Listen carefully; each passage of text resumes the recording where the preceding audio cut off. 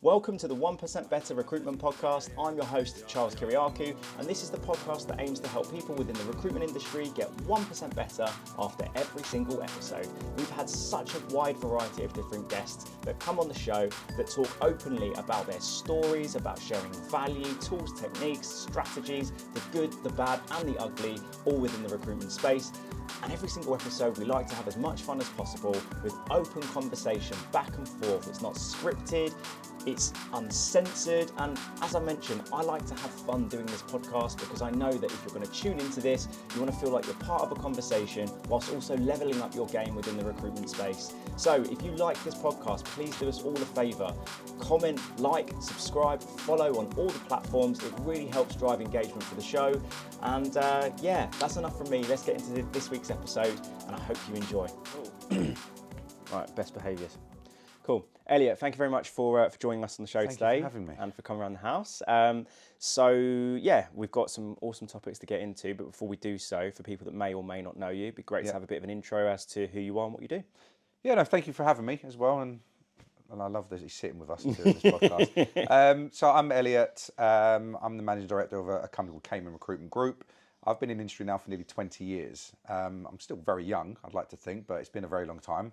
And we set up the business doing rec to rec initially. And we were London-based, 2012, 2013, set the business up. And it's been a really interesting journey, but there's been a hell of a lot of changes over the years in doing it. So, yeah, as a rec to rec specialist, we were competing in the London space. It was great.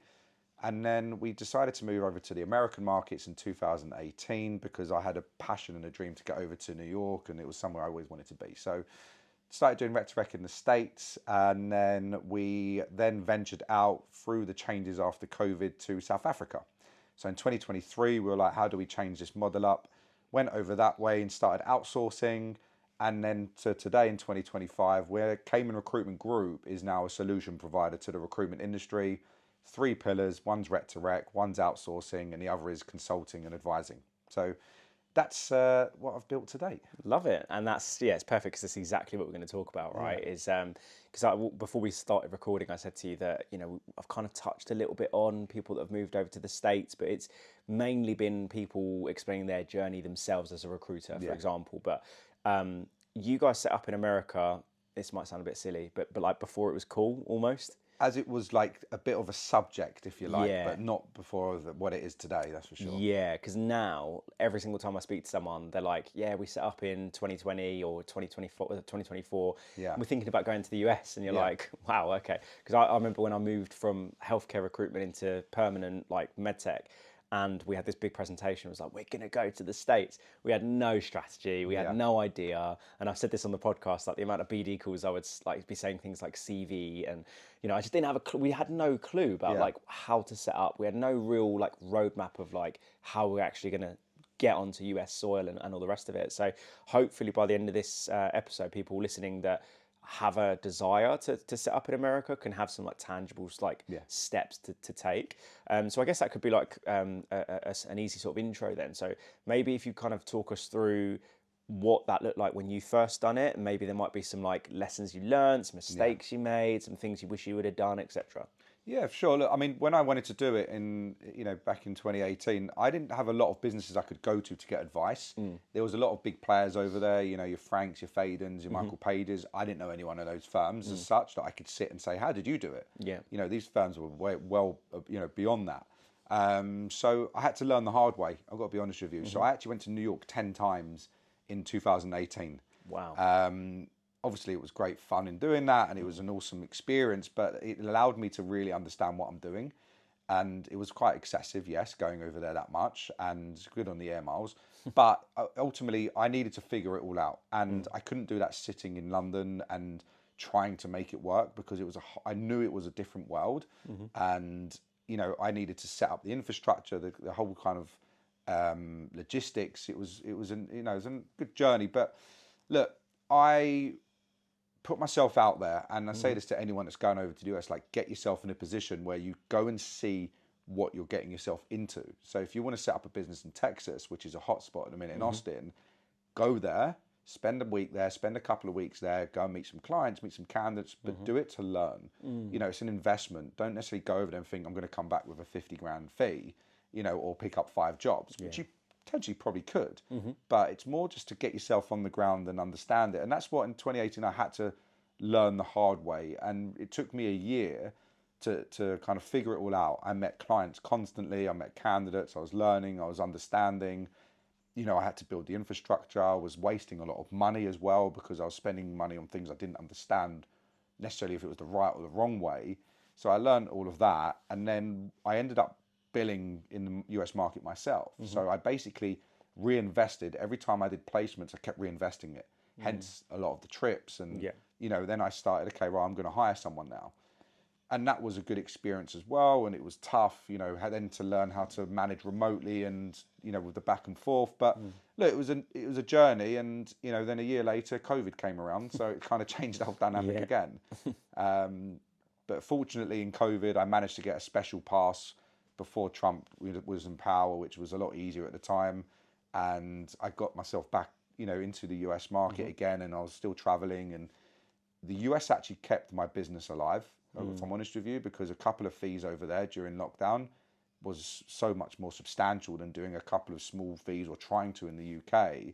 So I'm forever like grateful and thankful for even the US market being an option. Yeah. But we were there like before a lot of firms were even thinking about it. And, you know, 5-6 years later, it is one of the biggest markets, if not the biggest market for recruitment companies right now. Yeah, oh mate, 100%. I mean, the main reason why a lot of people want to go to the US is because like the market's just so much bigger, the fees are so much higher, and also something that's popped up on the podcast and people that I know that still do the US market is that, and maybe you can correct me if I'm wrong here, but I noticed this, the level of respect they have for a recruitment consultant in comparison to the UK market, it's so different. Like in the UK, you know, I say this a lot in training about like recruitment buzzwords, like trying to eliminate a lot of that terminology because people have this association of like scumbag recruiter, whereas in the US, like it's like a proper job. Like it's not so disrespected out there, right? No, people actually come out of college and they want to do recruitment, they want to do staffing.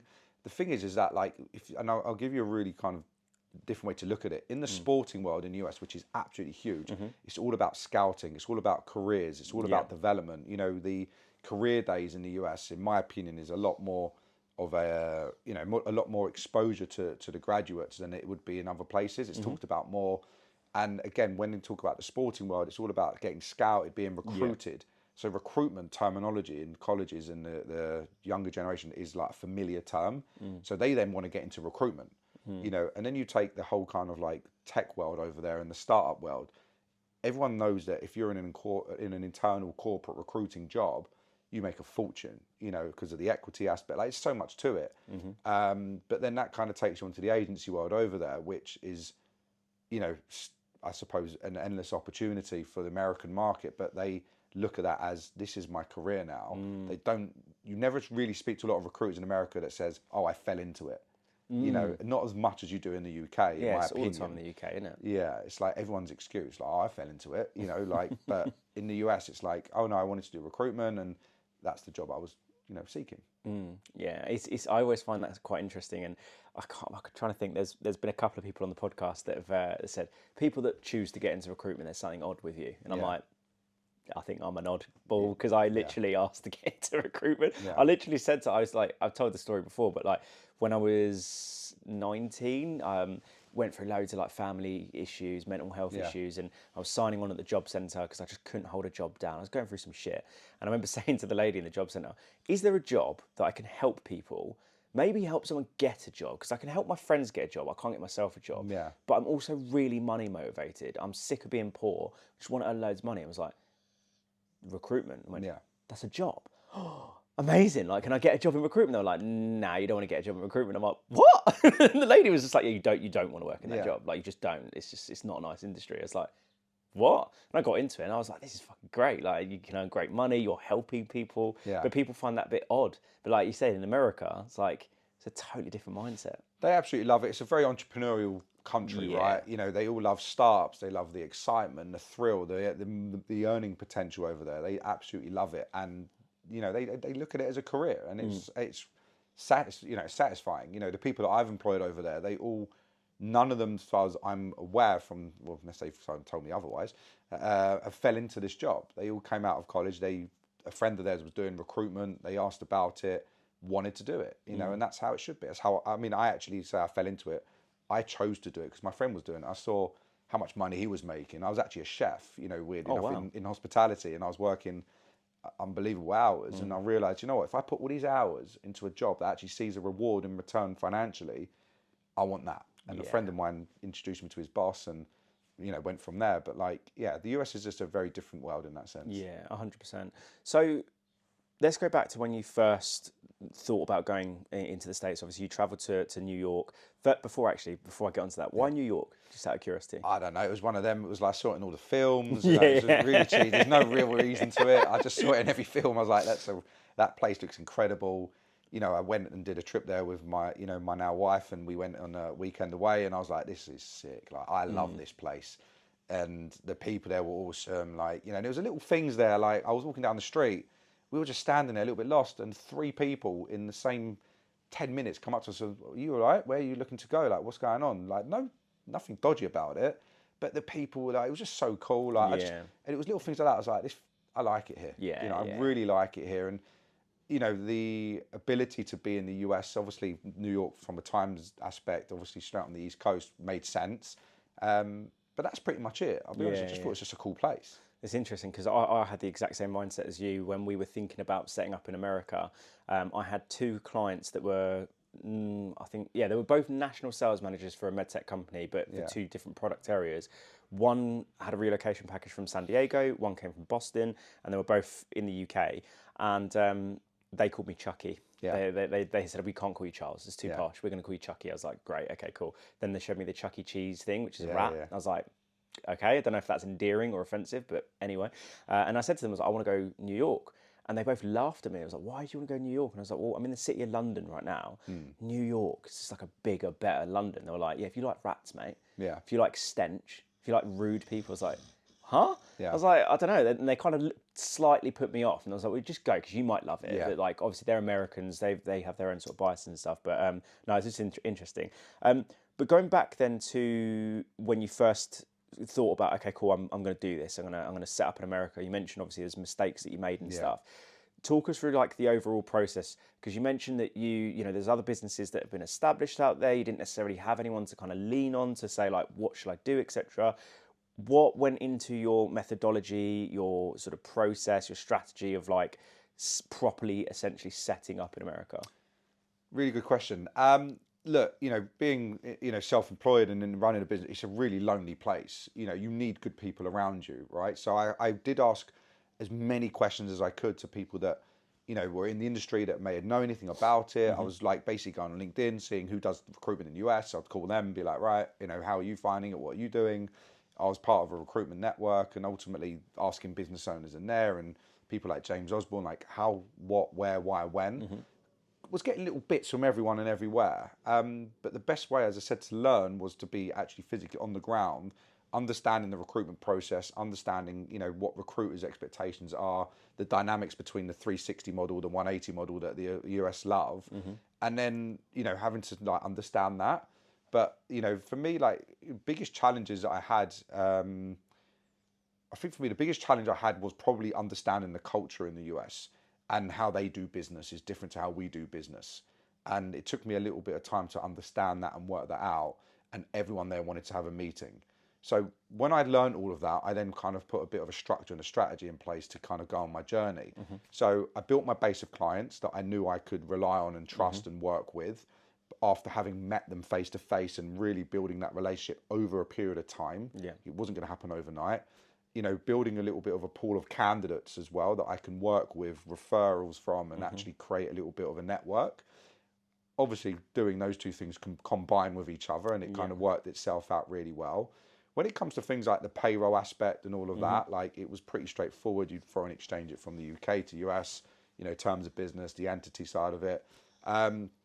So from an infrastructure kind of side of, point of view, that was fairly straightforward because I wasn't a US citizen. I was here. I was trying to just invoice from the UK. So that was straightforward. It was building that opportunity with the network of candidates to clients, and then matching it up and being able to headhunt with the right clients and relationships. And that was the biggest challenge I had. But, you know, when I figured it out, I had a nice structure in place. But I spoke to a guy in New York recently, and they moved over there. They had no base of clients, like nothing. It took them a year and a half to really build the presence and the relationships and the setup that they've got now. And they're absolutely flying, like doing millions, you know, in revenue ultimately. But they nurtured those relationships for over a year.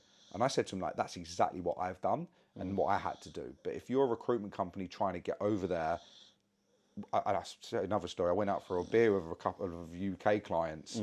They were over there for like a 2-day sort of like stint. It was nuts. I think they were drunk the whole time. And I said to them, what have you been doing here? Oh, we've had like 30 meetings, you know, Zooms and face-to-faces and whatnot. I was like, it's just crazy. It's probably a bit less than that because 2 days is not a long time. But how did you get on? I spoke to them a couple of months later. How'd you get on? Oh, absolutely nothing's come from it.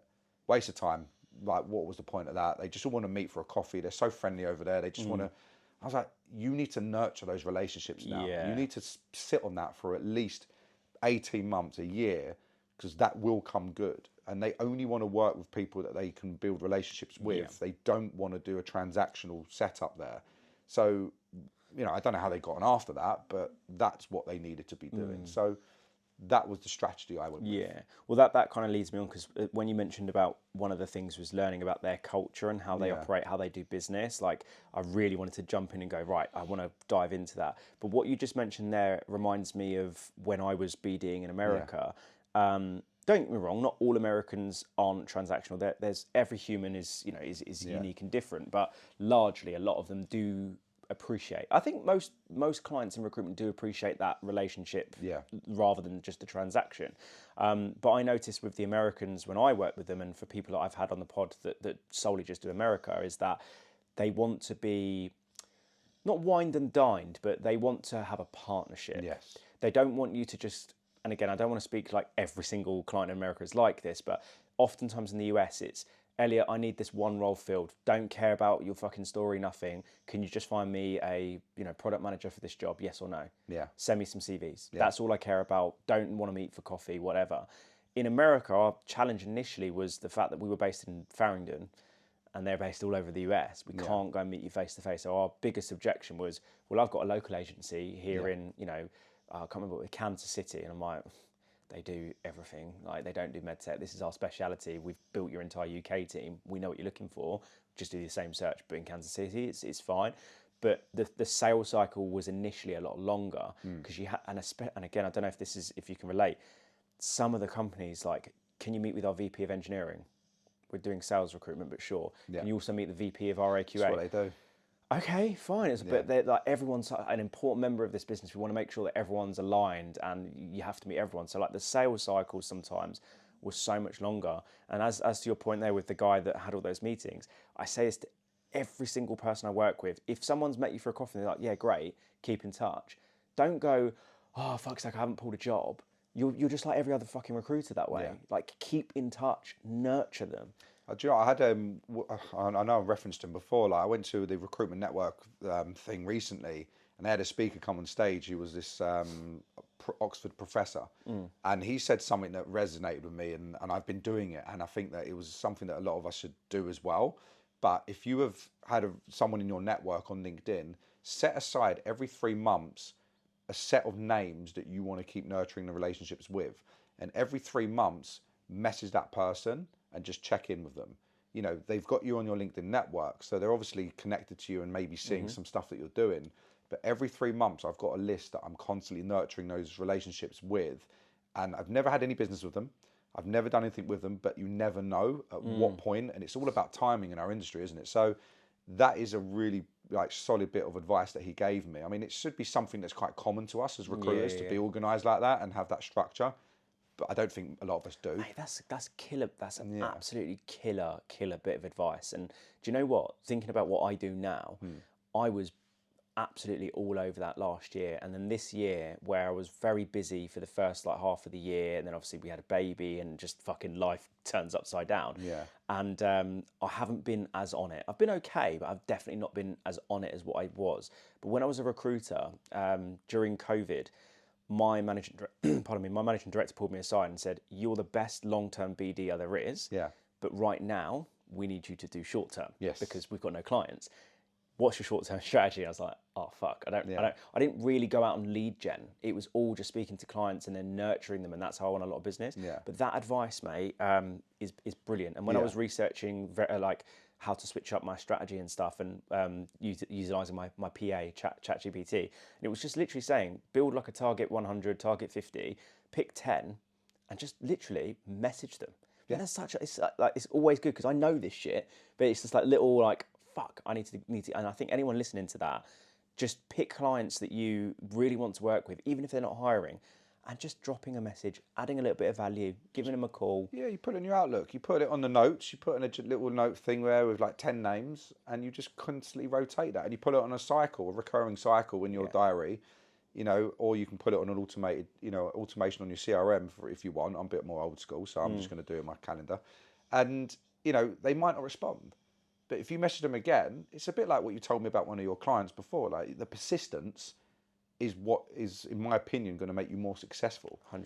And also the perseverance and the consistency and all these kind of, big words. But when you're doing what we do, especially when you're doing the markets in America or even just in general, if you're not on top of these things, you're never going to create that. And I'm going to drop this in, that extra 1%, literally, in what you do to be more, better at your job. Yeah. So that simple little task is put that in your diary every 3 months, rotate it. They might not respond. They might just reply going, "I'm all good, thanks, Elliot. Don't need you right now." Or, nice to touch base. 3 months later, me again. How's it going? Elliot, appreciate your perseverance. Unless they tell you to F off, which is unlikely, of course. then you stop, right? You're harassing them. Yeah. And it's just a really nice cycle to get used to and just to keep up to, That's a wicked bit of advice. So tell me a little bit about how the Americans do business in comparison to the UK, because we spoke a little bit about cultural differences in respect to how the industry is perceived and things like that. What would you say are like the main differentiators between doing business with an American client based out in the States in comparison to doing it with the UK clients? I think the obvious one is like adding, I'll say it's obvious, it's not necessarily like adding value, adding solutions, adding, the difference that they need. There's every company, and we're working with an AI tech company actually in the West Coast at the moment. And they're asking us to provide them with, internal staff, and we're working with them on that. But they came to me initially for like UK support because they were thinking about a UK branch, if you like. Yeah. I went and pitched them solutions. I was like, look, I tell you what, I know what you've told me is that's what you need. We can also help you with your US hiring because that's what we specialize in. But based on what I understand about your business, you can outsource half of what you do to South Africa or to South America, whatever it is, that we can help you with at the same time. It's that added value. And they realize that you're the go-to person. And I think that when you do a lot of business in the US, if you are just cold calling, and just saying, "Hey, Elliot from Kayman, looking to, I see you're looking to hire for this. I've got a great candidate for you." You're doing everything that everyone else is doing, and it's not a bad thing to be more speculative in your outreach on cold calling and whatnot, but what value are you adding? What difference are you adding? Because it sounds like you're just trying to get a placement, and it might work, great. But if you want to do something better with longevity, add a solution to it. What are your challenges at the minute? What are you struggling with? I appreciate that you're hiring, I can see that, but what's the challenge? Why have you got this advertised? Oh, because of X, Y, Z. Okay, cool. Well, let me tell you a bit about what we do and where we can actually help you and add value. And that's something that I'm, constantly telling my team to do the same thing. So in the US, that is an essential maneuver when it comes to doing business development. That's the cultural difference, in my opinion, and, sometimes how competitive it is in the UK market. That makes so much sense. The reason why it makes so much sense is by the time this episode comes out, I'm pretty sure the most recent episode, maybe 2 episodes before, was with a guy called Jay Gurney, who I hired at not my last company, the company before, and now he's their like global top performer in the States. Yeah. And he's based out in Austin now, and he's fucking loving life in Austin, as I'm sure he will. Yeah. And when I asked him, when you were in the UK and you were kind of learning recruitment, because he started off as like a research analyst, right? what's the big difference? And his big thing was, rather than just call a company and say, I've got a radiology salesperson that's hit 110% of target, he said, that is my key. That's what opens the door largely, because a lot of clients reply to my emails, see an incredible candidate. But his thing is, I've worked with company X, Y, and Z who had problem A, B, and C. I see that you guys operate in this market. Do any of those problems occur in your business? Or, have you ever had any issues with this, that, and the other? And they go, oh, you've worked with that company. I know matey boy who runs that business. Yeah. Immediately there's a level of credibility, so I'm going to give you a bit of time. Then he goes into the spin selling of like, what's the situation, what's the problem, what are your implications, and then obviously goes into the need payoff.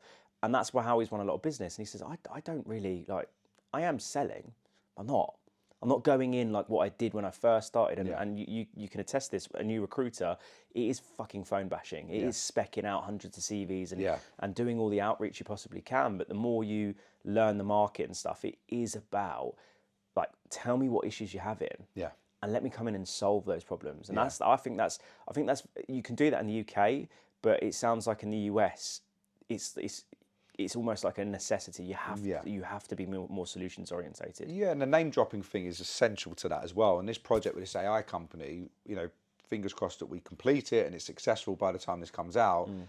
I'm going to utilize that case study to then go to the competitive businesses and, hey, we just done this with those guys, and they're going to be like, oh, it's going to really resonate with them. And I use that, I'll be honest with you, in any sales that I do, whether it's for outsourcing or, the consultant, whatever it may be, I utilize that name dropping aspect, so that's really, really successful as well.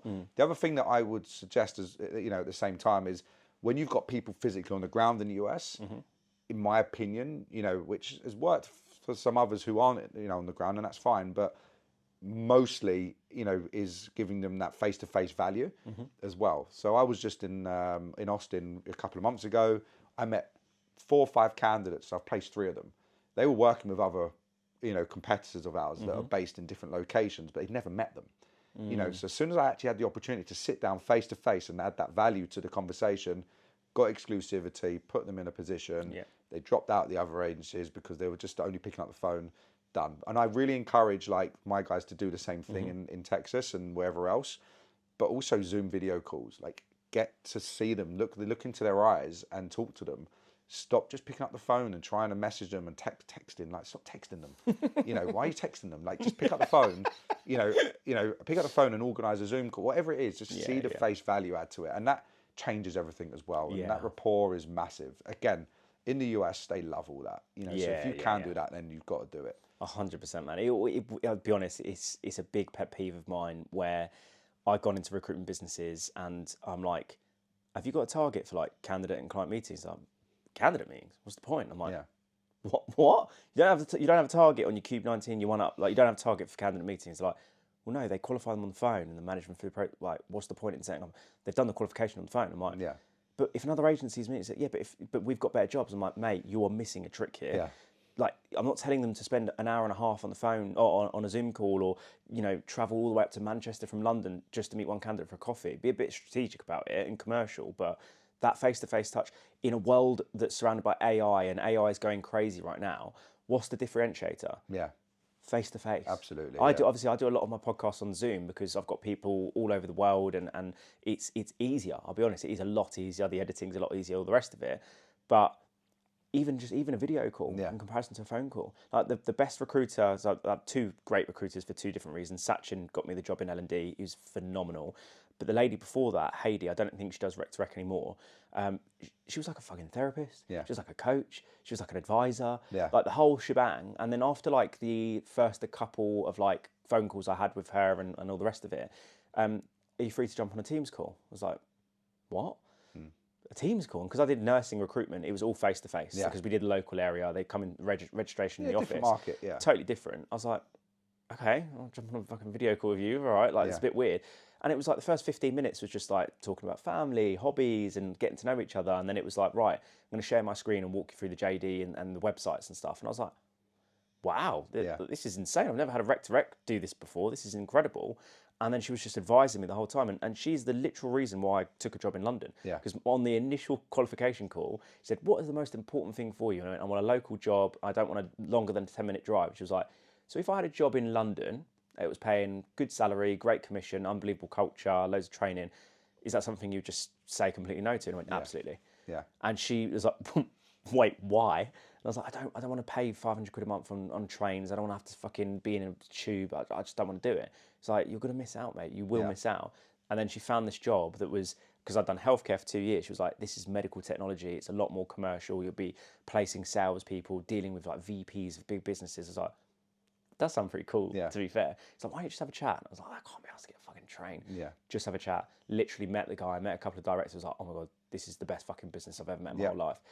That, most other recruiters would just take that as face value. Well, he doesn't want to work in London. Yeah, it's a transactional piece, isn't it? It goes back to what we said. If they're just sitting there, just picking up the phone and saying, hey, got this opportunity, are you interested? No, I don't want to go to London. All right, well, what do you want local? I don't have anything local. Thanks very much. Exactly. Like, wow, what have you achieved on that call? Nothing. Like, nothing. So I think that's with the US market that you need to do what you've experienced with that rec to rec, because that's what we try and do and want to do. And I think that's what most recruitment firms are doing and should be doing. Yeah. But again, it's kind of like goes back to our biggest topic in our industry is how are we standing out? What are you doing differently? And we can sit here and call about that, the whole AI piece and automation to kind of do that. But I generally think that you need to be a solution provider. Yeah. I think, and I'm going to make a big statement here, I do think the old recruitment model is getting a little bit old, and the traditional recruitment model. When you said the traditional recruitment model? Just basically being an agency doing transactional contingent recruitment and just picking up the phone and making as much money as you can. Yeah. I think the industry is now about, okay, well, how can you help us and add value, and where's the solution coming from? And how are you going to work with us to do that, and how can we partner with you on that journey? And a lot of firms are doing that incredibly well. And you met one, on your I think Sam on your last podcast, a great example. Few and Far does that unbelievably well. Loads of community events and all 100%. that type of stuff. That's the type of businesses that I love. Yeah. Companies that are doing like charity sponsored events, getting their clients involved. They do like round tables. They host their own events. Like I said to you, I'm hosting my own event to engage the community from the podcast and stuff. And that's how I'm going to be able to get a lot of business out of that. And I think I would agree with you that I think a lot of, don't get me wrong, you can still earn money. I just think that long term, you're going to be, the whole thing around perm recruitment is every single month you're starting again, right? I think a lot of these agencies that are just cold calling, are just mass speccing and using automation, you're just going to be chasing your tail forever. Yeah. I think if you can, and you've mentioned there are a couple of things, and so have I, around the solution selling of like, what is your retained package? Well, what is it? Is it literally just a little bit of a fee and it's just finding them a sales rep and that's it? Is that your retained thing, or is there something extra that they look at and they go, oh, this isn't just more expensive and a fee up front, there's an actual solution here. Yeah. What else do you do? Because, my last company when I was the L&D manager, I'm an ideas man, right? A lot of my ideas are shit. My nephew always says you've got a lot of ideas, some of them are absolute fucking garbage. Yeah, it's always normal. It's ideas, right? And I think in a business, it's always good to have that wacky person that just throws ideas, because eventually one's going to be fucking great, right? Yeah. And I always said to them, like, what even is, like, how are we different to Frank? How are we different to that agency? Because at the minute, all we're doing is we're getting people to do 100 calls a day, spec out 100 profiles a day. What else are we doing? We're not even getting them to meet people. No. You're actively saying no to going to community events. You're actively saying no to going into London to meet for coffee because it saves more time to be on the phone. Yeah. I'm like, I don't agree with that. I think that's too... I like a lot of the old school stuff. I think, to counter your point, I think some companies nowadays have gone so far the other way. Yeah. We don't cold call, Elliot. Yeah. What? You got a rookie and you're saying don't cold call. They don't have a personal brand. They've got no connections on LinkedIn. What are you talking about? Yeah. So I think there needs to be a balance between some of the old school stuff that still works to this day. 100%, yeah. And then the newer school stuff as well. Yeah. I think it's just more of a case of, like, if you're just not offering any other things or added value, or you don't have a retained model that you can actually offer as a, with other little bits that come with it, with, market data or whatever it may well be, like, you are going to get left behind, because a lot of firms are now trying to do that. And I think those firms are the ones that are really standing out in the market, because they can and they will. But there's a lot of differences, but it's just like what we've done in the US, we've done a lot of that ourselves. And I think that's where, we've maintained that reputation and we've grown over the years in the American markets, because we've been consistent with that. But we're actually, in most cases, if we say we're going to do something, we will do it, you know. And at the same time, if we can add the value of even the consulting piece, my recruiters, I say, you need to consult the client. Don't just try and build that rapport. What does that mean? Well, you don't have to be their best friend, but be friendly with them and obviously have that relationship. But add some extra additional support and value around what they're doing, their model. Like if they're not doing something right, tell them. They're not going to like it, but that's fine. But at least we're helping them and showing that as well. So that's kind of what we've always been doing. Yeah, 100%. I had a guy on the podcast, I've probably referenced him most episodes since, a guy called Rob Saltrees. And he said to me that every recruiter, every business owner needs to have their ask and their give. Yeah. So every single call, a lot of recruiters go into a call with when are you hiring, what you're hiring for, how much you're paying, ask. Yeah. But there's never any give. And a company that even if they do have a role, but they've got internal people working on it at the moment, they're not gonna give you any time if you haven't given anything to them. And when I've mentioned that to rookies or 1-2 year recruitment consultants, they're like, well, we don't have a marketing department that's done a salary survey. Yeah. Well, we don't really have a lot of this data. I'm like, do it yourself then. Yeah. Like you've got a whole database there. Go and fucking call 50 businesses or qualify 50 candidates that are, I'll use my example, medical, surgical sales reps, figure out what their salaries are, create a little graph, doesn't take too long, and go, oh, all these corporates are paying 50, these boutiques are paying 60, corporate commission schemes are 30%, these ones are 20%. There you go, there's some data. Yeah. Make it look a little bit sexy on Canva or maybe just make it look black and white on Google Doc. There's a bit of value. Yeah. Even just searching the internet for some sort of news article or blog that someone else has written, go and take that, make it your own, chop and change it, give it to your client, and present it to them. To say, I just wanted to update you, here's some market intel for you, here's some news. Those little touches, unbelievable. 100%. Really will set you apart. 100%. But so I was going to say, and something else that popped into my head, what you mentioned about the case study. I had a coaching session recently. A recruiter's paid out of his own pocket, wants to work with me a couple of days a month. And one of the things he was struggling with was his digital touch points. On the phone, great, we're touching up on that, fine. But when he's calling and it's just going through to voicemail, his emails were your classic, I do this, we do this, it's me, and then here's a little bit about the candidate, and it looks like someone's dissertation. And I said to him, I was like, you've obviously been in this business a small amount of time, you've done some placements, but your company's been going for a while. Yeah. They're going to have businesses they've worked with that your target audience are going to be familiar with. So what case studies can we get? And you could see the cogs moving. He's like, well, I know my manager done a placement there. One of the other consultants like, right, okay, cool. Let's get that. Let's name drop someone. Let's put that in one of your steps later down the line. So you start off with the candidate and then the couple of emails that are, Elliot, have you seen this email? And then use the evidence piece in your email marketing. And the guy's fucking WhatsApp me. Literally 3 days later, someone's replied to this fucking email. Yeah. And it is literally just, hey, I know you're hiring, here's a candidate. Second email, did you see the last email? FY, I've attached the CV now. Third one, by the way, we worked with a company, you might be familiar with, they struggled to fill the exact same role. Here's what they said about us. Person came back and went, oh yeah, we know so-and-so. Yeah, let's arrange a call. It's like the evidence piece is almost like a form of value that you can offer your clients as well. It's also for them like a bit of FOMO. It makes sense. It makes them feel like, if he's getting that, I want that. Yeah. And if they're doing well with them, then they must be able to do it for us. And it's like, why are you working with them? You could be working with us. It's like that was always going to come into it at the same time. So yeah, we do use that tactic a lot, and it works very, very well. But for the outsourcing business, when we're trying to build that brand, for example, and what we're trying to achieve, we have to name drop, and use case studies because we're trying to say, look, they've done it, they're doing it really well, and it's worked great. It will work with you. Yeah. And that helps us bring on, the opportunities with that at the same time. Yeah, 100%. Well, I want to talk to you about the outsourcing stuff, but before I get onto that, just to kind of wrap up a little bit on the US, unless there's more stuff that you want to talk about. When someone's now thinking, because I've got a lot of clients that are considering the US, and a lot of people like, I want to do it, but I don't really know how, and all the rest of it. I think you've already offered so much value for a lot of the listeners, but if you were to go back again, let's just say, for example, your memory's been wiped, you're starting recruitment again today, and you're somewhat established in the UK, but you're going to go and set up in the US in 2025, 2026. What steps would you take now if you were to go and set up in the US now? Think about the location and where you want to be. So I wanted to be in New York. That was where the hustle and bustle was. But I do have companies calling me these days saying, hey, we're thinking of doing it in Atlanta and Georgia or in North Carolina. And I'm like, do your research. It's not just about necessarily where your clients are based, because you need to look at the talent pool and opportunity there. Yeah. How many colleges are there in those locations with potential graduates that you can train? And if you do go down that route, can you develop them and that kind of thing. So the location for me was, should I have been in New York? Yes, that's where I would like to have stayed. But I probably, after I'd done New York, I would have expanded a lot quicker to other locations, and I should have done that.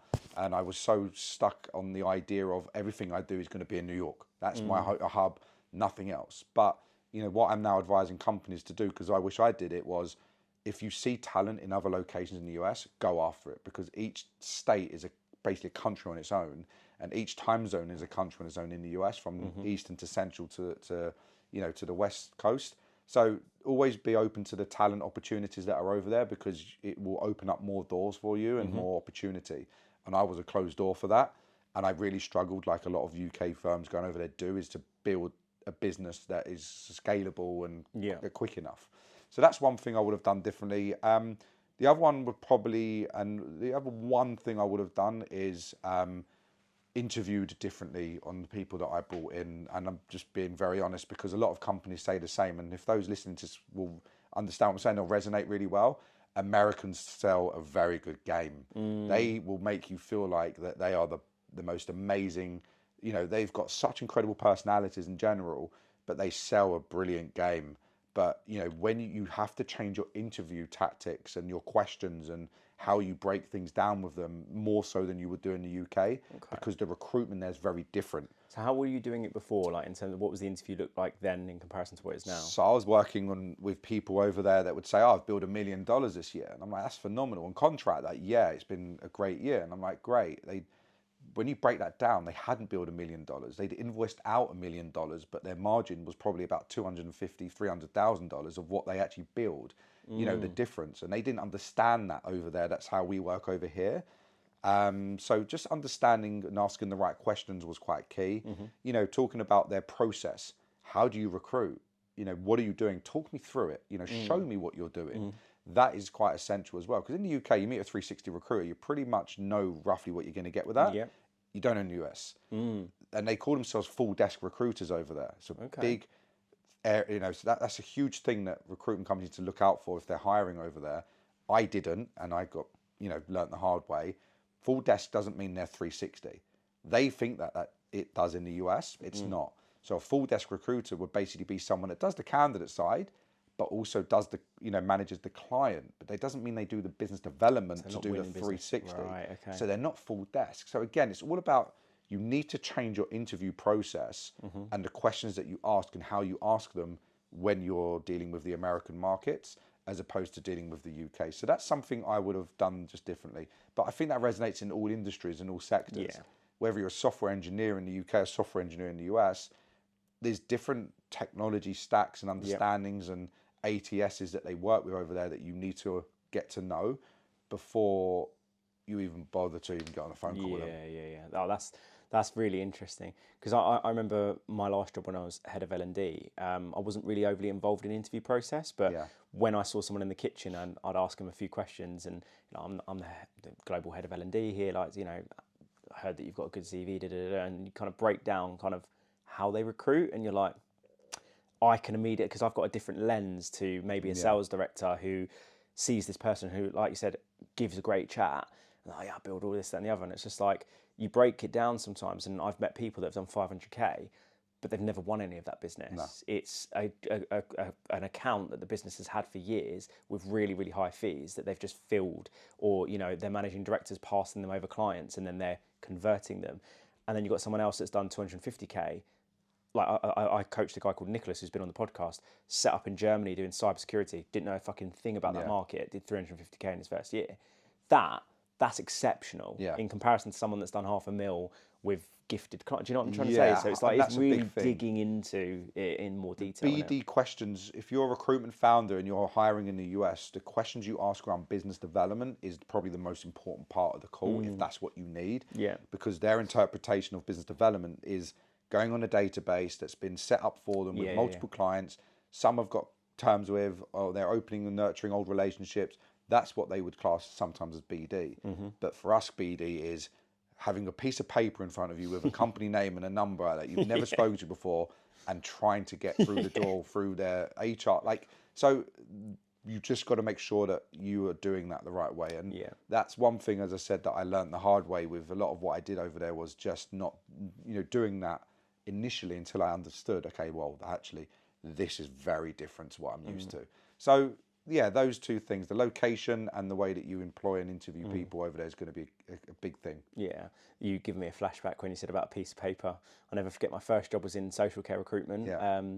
I was there for like 4 months, didn't like the market, didn't like the company. I was like, just not enjoying this. I was like, if I'm going to be in recruitment, I want to find a market that I like. And because family have always been in and out of hospital, I was like, the fact that I can hire nurses, it sounds quite nice. Yeah. And doing locum nurses, like my big little sell was, I know how much money you're on, I can double it.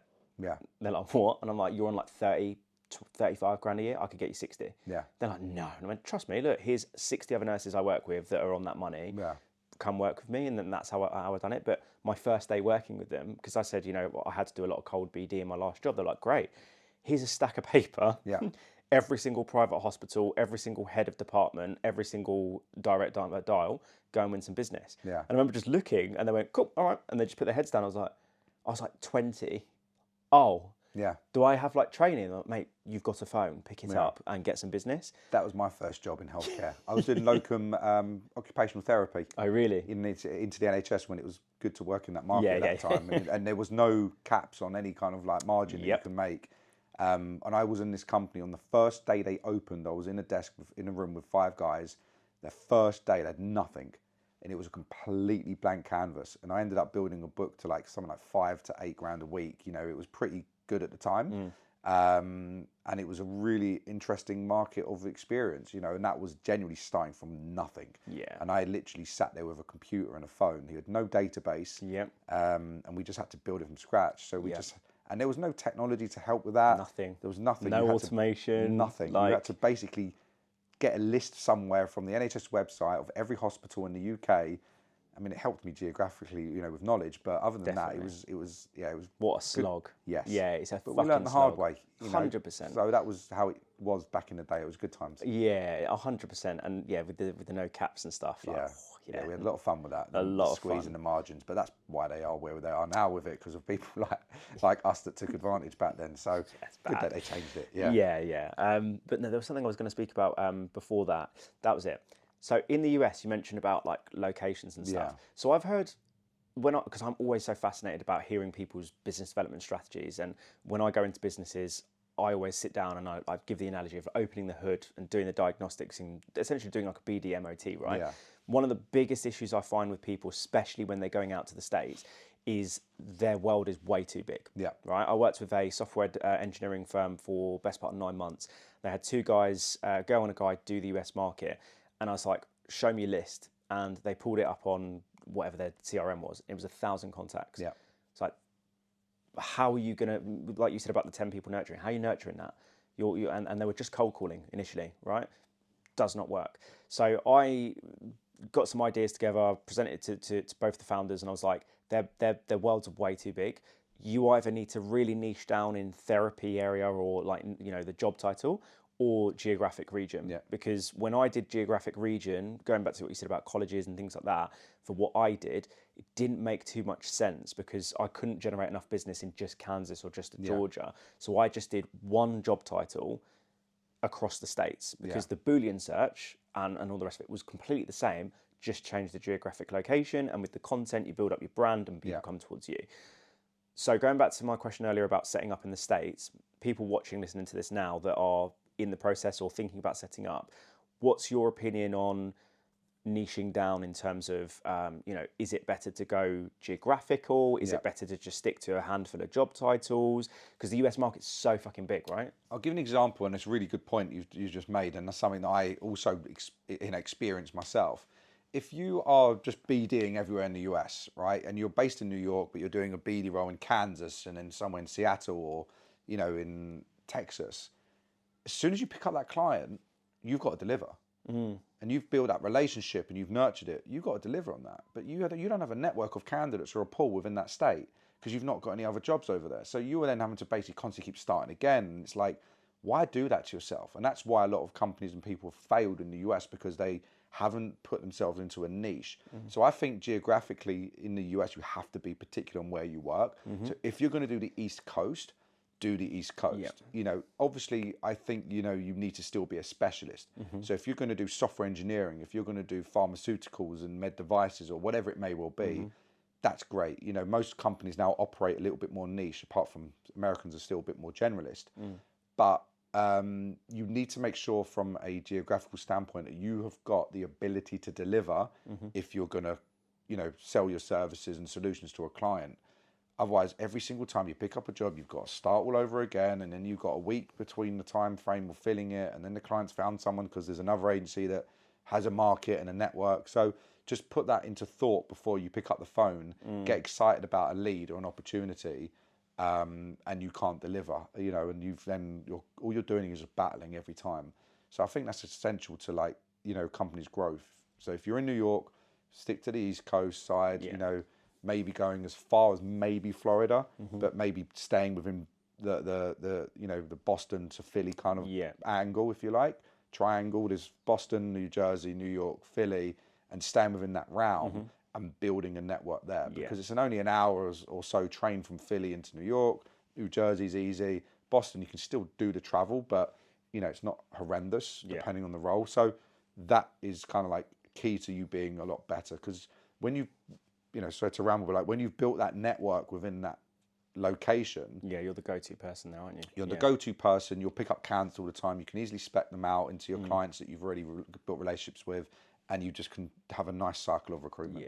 And to be fair, I totally agree with that, and I think largely it's dependent on market. And the reason why I mention that is because, again, referencing the guy that came on the pod, Jay, he does medical devices, but radiology. I think it's just mainly radiology.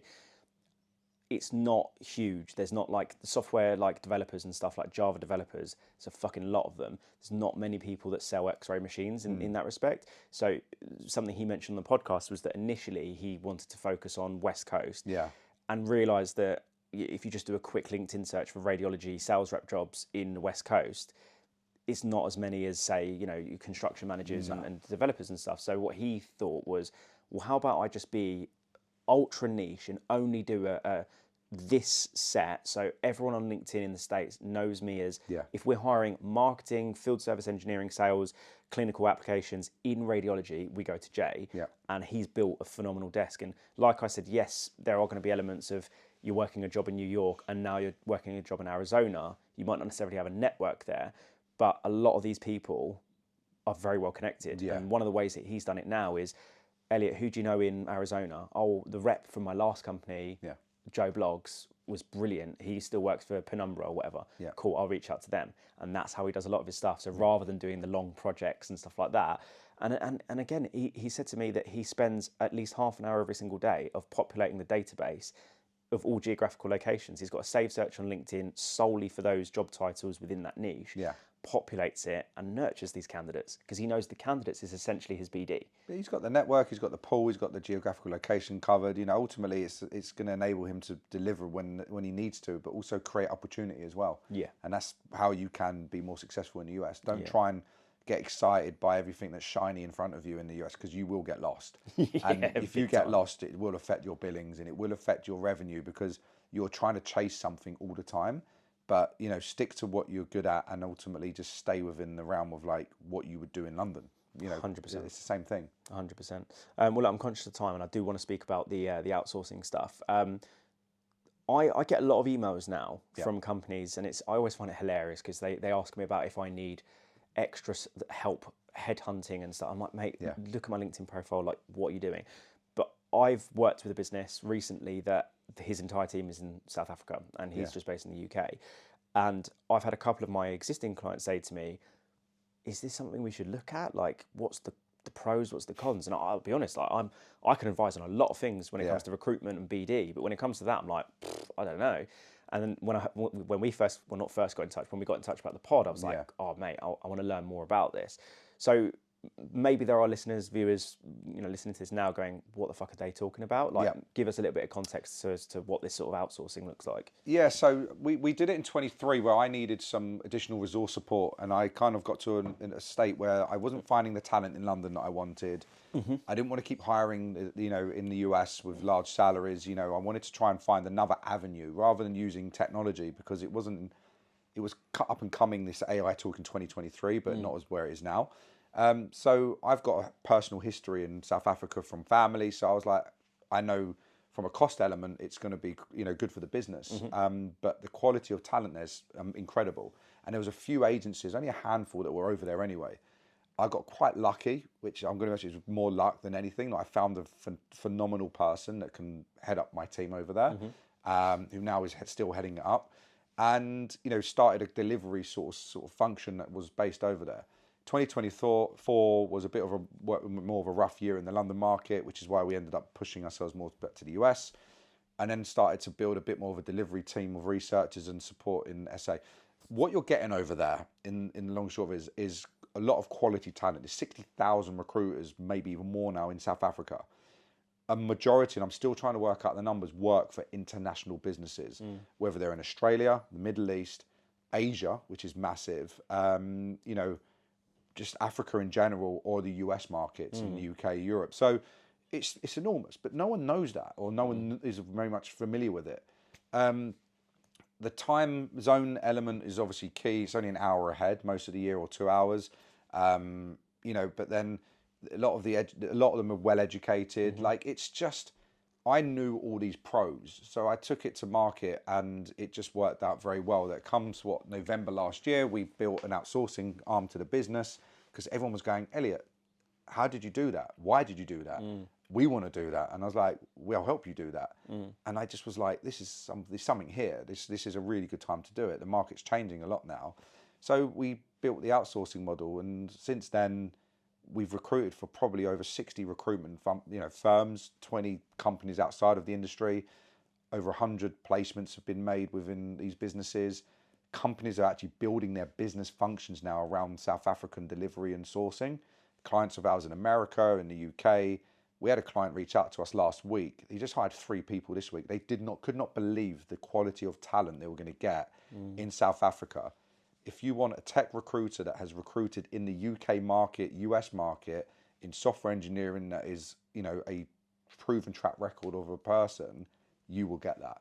And, you're saving, from a fortunate side, from a revenue perspective, circa 50% on what it would cost you in the UK. Wow. In the UK, if you hire someone on a 40k salary, you're probably spending upwards of 48k when you include the NI and the pension aspect of it, and then you've got the regular increases of like circa 10%. That's $4,000. In South Africa, for the equivalent recruiter, you're probably putting them on a salary of roughly around 16 to 18,000 pounds. Wow. But you don't have NI, you don't have pension, nothing like that with what we do, and ultimately that's pretty much it. And if you do increases of 10% at that level, you're talking about $1,000 to $2,000, at that point. So it's like, why would you not explore it? I think businesses just need to be like we were at the time, just brave enough to explore this. It's proven that it works because so many companies are doing it and using it now. Why not? Well, this might sound silly, and you might have a bit of a bias to it, but like, what would you say are the downsides to it? Or maybe a better question is, where businesses have maybe explored this, what have been some of the challenges they might have had, if any? Not doing it. There's actually 2 answers to that. Okay. One is that they've tried to do it the cheaper way, the cheapest way possible. Right. And you know what happens when you do that, it will never work. So do it properly if you're going to invest in it, because you're talking about, when you say invest in it, you're talking about spend a few £100 more and do it properly. Stop trying to get it as cheap as you can, because you end up hiring people that haven't got what you need. They won't deliver, it'd be a waste of money, waste of time, bad experience, never doing it again. That's just because you've done it wrong. The second part of this is, I've forgotten what the second part was now. We have to remember what the question was. Where people have had the challenge doing it in the... It's because of them. Okay. Yeah, that was the answer. It's because of them. If you don't target them, and I keep using the analogy, like, if you don't target a recruiter with KPIs, with goals, with expectations, and I say them being anyone in recruitment, they're not going to deliver at the level and the expectations that you have. When you're hiring remote people, whether they're in South Africa, in the Philippines, in America or Canada, doesn't matter where they are, and you need to know that they're getting on with it. Give them a work process to stick to, give them targets, give them KPIs, and let them do their job. You know, obviously with the additional support around that. Yeah. And I think that where recruitment companies are utilising this model, they're doing it on a version where it's as cheap as possible to save even more money, even though they're saving a ton. And they're trying to do it in a way where their expectations are so high on this because they don't trust it. They haven't got the real strategy behind it. So we help them with all of that so that they don't ever come to those failures of challenges. I think that's a really solid point. What I noticed after COVID, because before COVID, I don't know about you, most recruitment firms didn't do work from home. Just wasn't really a thing. Like we were in the office 5 days a week. We didn't even have laptops back then, right? And now COVID happens and everyone's working from home. Managers weren't equipped to like manage remotely. Like, what do you do? Like, how many times do you catch up with them? Yeah. And when I go into businesses now and they're like, oh, working from home, you know, like the recruiters don't do anything. I'm like, okay, let's just break this down. So you've got Joe Bloggs or little Timmy, right? They're in the office opposite you. How many times are you checking in with them a day? Like, minimum 3 times. Yeah. Morning setup, lunchtime, like, how's your morning? What's your plan for the afternoon? End of the day wrap up, get your day plan sorted. Okay, cool. So they're going to work from home tomorrow. How many times do you check in with them? Well, you know, I don't want to micromanage them. Yeah. You know, they've got their targets and stuff. I'm like, right, okay. So now they wake up at 9, turn their laptop on at 9. They're still half asleep. They're like, oh, okay, cool. Manager's not checked in with them to set them up for the day. They haven't had a midday sort of check up. By the end of the day, like, oh, I better fucking scramble together a day plan. Then they come in the next day, you open up their analytics and give them a bollocking. That does not sound sustainable. No. Yeah, I know, but you know, I don't know. And it's because largely, like, I got management training from Trevor Pinder and then from Ashley Rice, who was phenomenal. None of it was about remote. No. It was all about in-person managing. So, you know, when you mention about, you know, having an offshore team in South Africa or wherever it is, or even if you are setting up in the States and you've hired a few people over there and you're going over there multiple times a year, like, there needs to be like a management process in place of how you actually manage these people remotely. But I have to say it's without being overbearing, because I'm not being funny. If I'm an experienced recruiter, or even if I've done the job for 6 months, I don't want my manager fucking babysit, like fucking annoying me. Like I'm at home, like I'm doing my job. But if you're not having any contact, if you're not doing anything, like what do you expect? This is something that I've, again, learned the hard way. And the thing is, where everything I've done it myself, and I've learned the problems and the challenges with employment law, setting up an entity, a bank account in an SA, like I've done it all. Yeah. So I can educate and help other people not make those mistakes, a bit like what I did in America, which is why, you know, we do what we do now with consulting and support. Same as South Africa, like if a firm asks me what should I not do, I would tell them what not to do. So every company that we bring on with, you know, with a Tro Outsourcing, we're pretty much, we're consulting them first, because we're not going to get into this business with them unless they understand what to get, you know, how it works. And I think that, yeah, you're right. Like that's pretty much the only answer I ever give to a client. What the challenge is, you're going to be the challenge, not them, like you. You need to make sure that you've got the structure and you know exactly how you're going to operate this. How should we do that, Elliot? Well, make sure you check in with them every day. Make sure they've got clear KPIs and targets and goals, and buddy them up with someone in the business that they can, who they're resourcing for, because surely that's what you hired them for, right?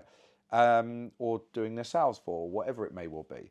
And it is so simple, but it's just never thought of enough. And I think if you get that right, you can hire anyone anywhere. It's in my opinion, and it works very well. Yeah, and it's easier as well. If like you don't have to worry about, like, you know, if you want to have a team in the States or if you want to have a fully remote team, like, you know, we were talking before we were recording about having a family and stuff, like the ability for me to do what I do from my house, and then I go downstairs to make myself a little Greek coffee and I can have a little cuddle with the baby. Yeah. It's amazing. Like 7 years ago when I was in the city every single day, you know, I'd be coming home absolutely fucking wrecked and then just like having 5 minutes with the baby and then like I've got to go to bed. Like it's, you know, it's nice to be able to do that, but unfortunately a lot of people don't really know how to manage remotely. They haven't got a clue, and I think it's our job to educate them. I mean, I am dealing with recruitment founders, and they're doing that with their clients, and I'm doing it with them. Yeah. But they haven't got a clue, and ultimately, like, you know, it's right in front of you. You just need to make sure that you really map it out, you do it the right way, and you take it seriously.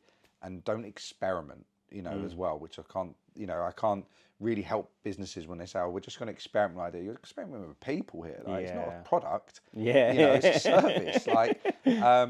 So just to be mindful of those little things. Yeah. But what you just said about, that balance that you've got with that remote aspect of it, like setting up Vitro has genuinely changed not just my life, but my business.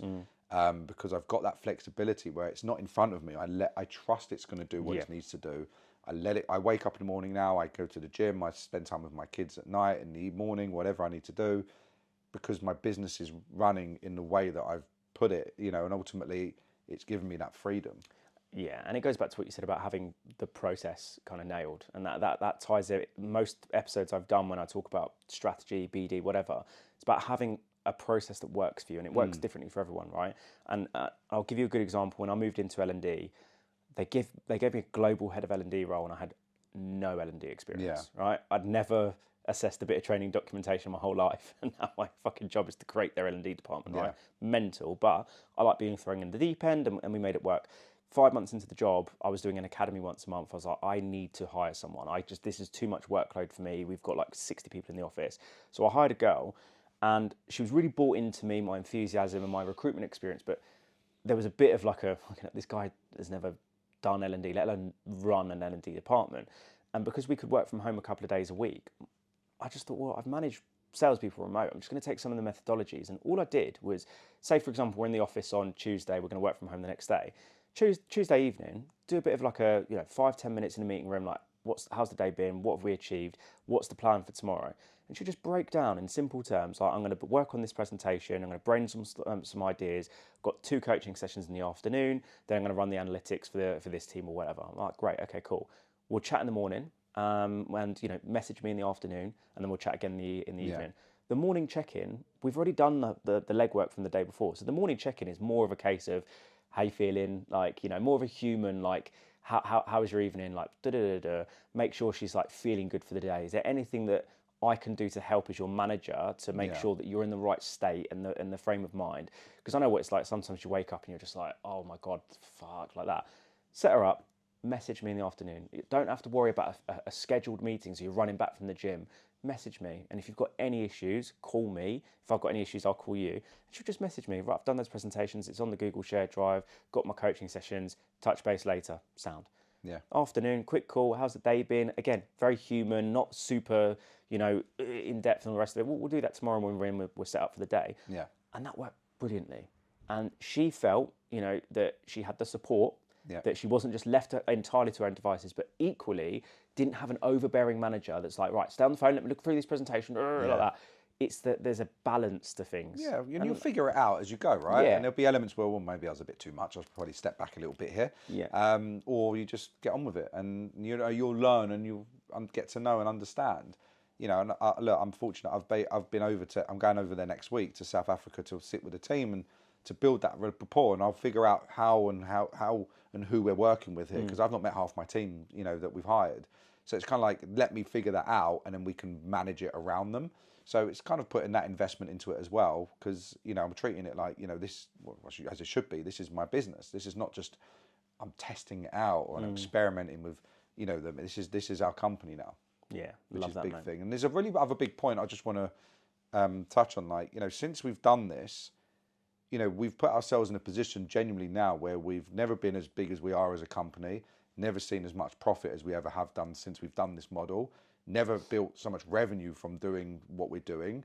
But, because of the South African aspect to it, I would never have been able to do this in the UK, like genuinely, never, and it's benefited not just my business in general, but the US side of it as well, because they're willing and happy to do whatever it takes in South Africa to be successful, not because they have to, because they want to. And there's a big difference there in a sense, the drivers are there for the right reasons. And I think that's been like really crucial to see where we are now. Yeah, that's awesome, mate. So you got family in South Africa then? My brother-in-law's from Cape Town, and nice. And my sister lived there for about 6, 7, 8 years. And my nieces were born there.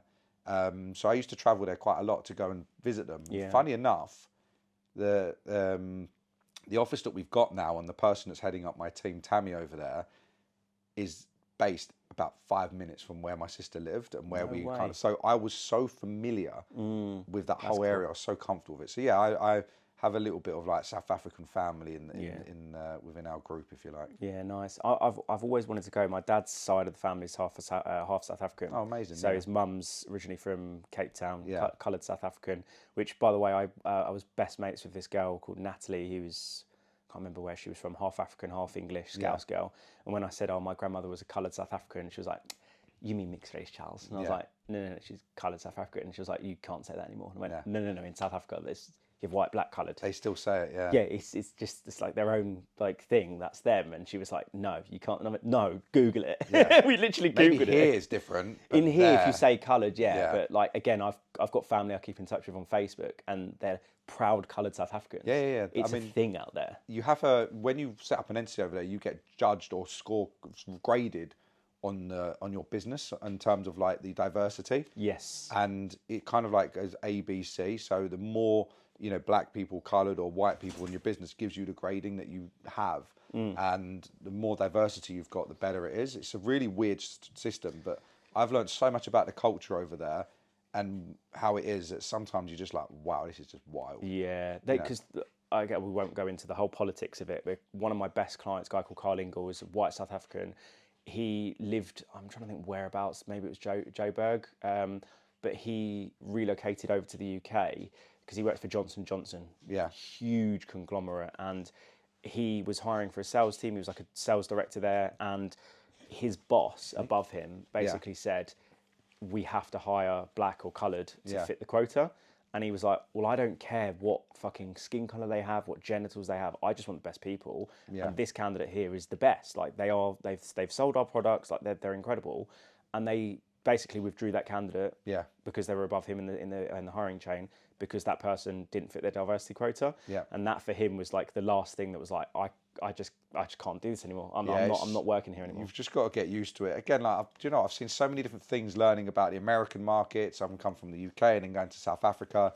I've seen it now, so I'm used to it. But when you're not, it's a bit of a culture shock. And obviously, because I've got a history of going there from family, I knew about this anyway. Yeah. So it wasn't a shock to the system. But I'm taking our other director with me next week, who's been there once on a holiday. But I was like, wait until you see this side of it.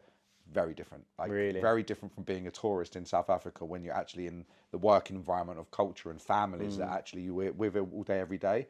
You'll be like blown away by some of it. South Africa's still quite... because I saw something on Instagram ages ago, and it was like, here's one part of South Africa, and it was like really nice residential buildings, and then like literally there's just like the other side is people living like it's like a third world country. Yeah, it's still quite literally. You come out the airport and there's shacks everywhere. And you just got to be you've got to be very street smart in South Africa. You've got to be mindful of certain aspects of it.